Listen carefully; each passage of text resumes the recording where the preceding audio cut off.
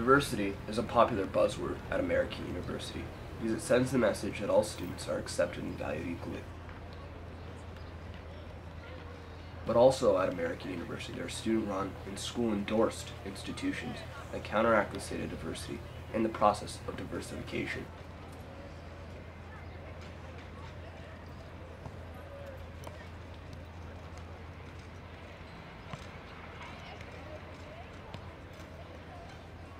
They're hurting the school as well as the students.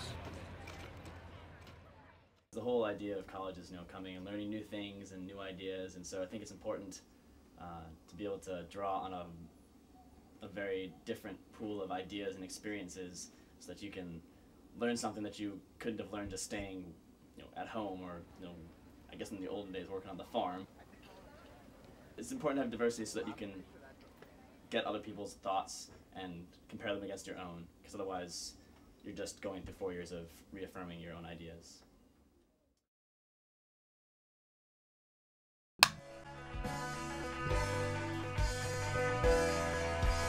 Brothers and sisters unite. It's the time of your lives. It's the time of your lives. Break down, break down. Gotta spread love around.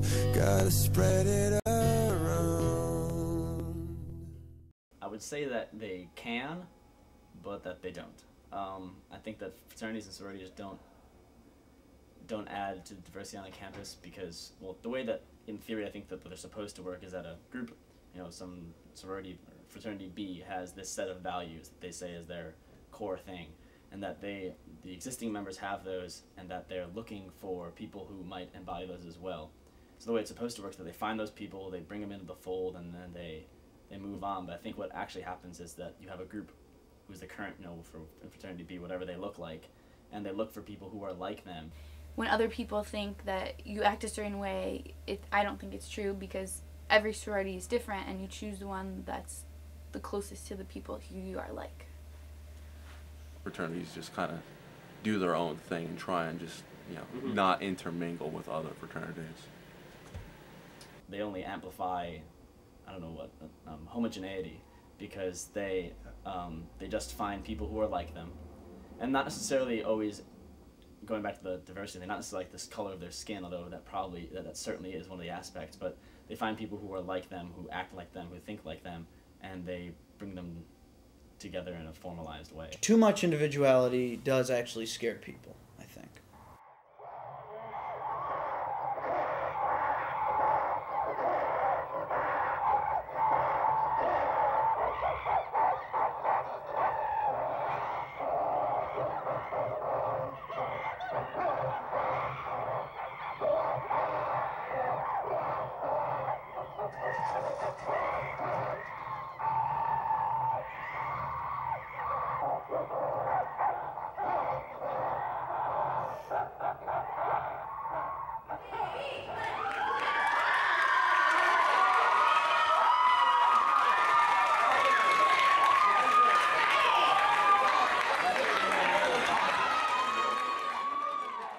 So unless the people who are currently in the group or the current leadership they say, well, we want to get more black students, we want to get more Southern students, we want to get more conservative students, unless they're actively seeking those out, they're going to continue to find people who are just like them. There's black friends, there's the gay friends. It's highlighting all these differences in people and showing that they do group together when given a choice. In every college campus, fraternities are different. There's one fraternity with the same name, but at our school they're a bunch of jocks and meatheads, and then another school they're a bunch of dorks and losers. They're going to act completely different, they're going to have completely different people, and it seems absolutely ludicrous to me that they could actually maintain that these people have the same values. Now, they might go through their ritual and they say, I believe in these crazy things, and they're not crazy, they sound like good things. Strong values that we're looking for are people that really are dedicated towards looking for strong friendships and bonds that really uphold equality and such as like justice among people, and that everyone has a voice, and learning. As far as education, we want somebody who is will continue the learning, will continue learning and seeking information long after their college career. So those are the three main things that I know we're looking for. Other ideals that we look at are someone who is a man of good character, or who has, I guess, a very much holds himself in a very polite and gentlemanly, if that's a word, a manner. I would say those are the things that Sigma Chi, maybe not as opposed to others, but that's what specifically we look for. You could sort of tell me what fraternity you're pledging now was looking for, right? Could you? I can't really tell you that.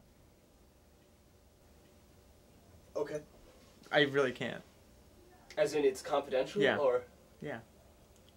Okay. It doesn't make sense where by meeting someone for a week during this rush process, you say, this person shares my values. I know them. I've learned them from this week of playing pool and getting free wings at Hooters with them. I know they'd join our group.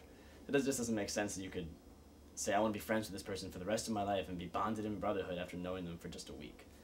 When I was rushing, I thought it was really fun. I was like, yeah, I get to go into all these rooms and meet all these girls, and they're bringing me food and fun, like, Shirley Temple drinks. I don't know. I mean, it was fun. And the first night you go to every sorority for 15 minutes with this group, and then the next night you go to every sorority for half an hour, and then what you do is you get a list the next morning back from the sororities, which ones ask you back to be in their sorority, and of there's 7 sororities, and however many ask you back, you can choose to go back to 4 of them, and then that night you go to 4 of them for 45 minutes each, and then the same thing happens again, and you see which ones ask you back, and you can only go to 2 the next day, and you go to both of those for an hour, and then after that you can't talk to anyone, and you go and fill out a card about your preference, which one you liked better, and then the next day they give you a bid, and you can either accept the bid or not accept the bid. I wanted to be in a sorority, but the process of rush to me was hard. Like, you're meeting a lot of people in a really short period of time, which is a good thing, but then a bad thing at the same time, because you're trying to make a decision that's going to be really important to you for the next 3 years of being in college. And a lot of it was just going there, hey, this is me, you got to get them to notice you somehow, introducing yourself, getting your name out there, you know what I mean, like talking to everybody and anybody, and you have to find some way to stick out to the brothers. So it was kind of like a huge, like, I don't want to say, but it was a huge ass-kissing extravaganza.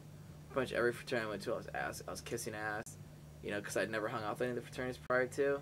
The interactions I've had with frats, they're okay, and they're really nice and fun and welcoming when they think that you're going to join. That's number one. When they realize you're not going to join, they all of a sudden immediately start to go, you know, like, I don't think we can really, you know, associate with this person too much anymore. You know, like, that kind of happened to me, like, freshman year. I had a lot of friends who joined, like, a particular frat, like 1 or 2 frats in particular, and, you know, I would go hang out with them, and I got to be friends with some of their frat brothers. But then there comes a point where it's almost like they start to be asking, when is he going to start giving something to us, you know, like... You know, and it's like, you know, I'll go to your parties, I'll pitch in for the beers. We've had a lot of, like, bonding stuff, like a lot of group, like, team building work with, like, all right, you guys got to do this, where we got to work together as a team to kind of accomplish things. I don't know, it's not the best of times. I guess it's pledging. Fraternities and sororities, I know each one has, like, a different charity, philanthropy, that they devote all of their fundraising efforts to. And they have a wide variety of things that they do